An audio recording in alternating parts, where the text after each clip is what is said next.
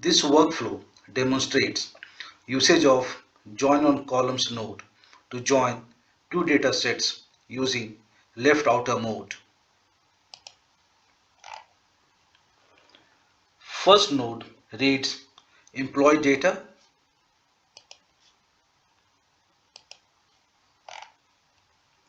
Second node reads department data.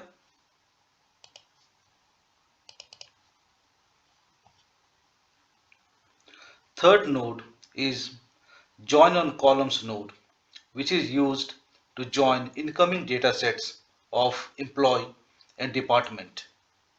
Incoming datasets have department code in common, which is used to join them. Based on the need, multiple columns can be selected to join incoming dataset.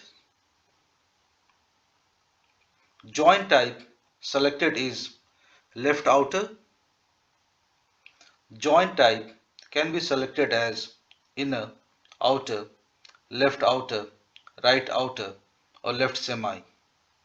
Output would be impacted based on join type selected. First dataset selected is left and second one is right dataset. When join type is selected as left outer, then all rows from left dataset or the first dataset are selected. From second dataset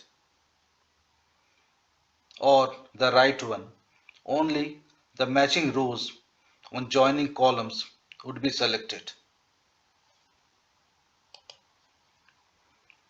SQL node is used to select required columns and to rename columns in the output.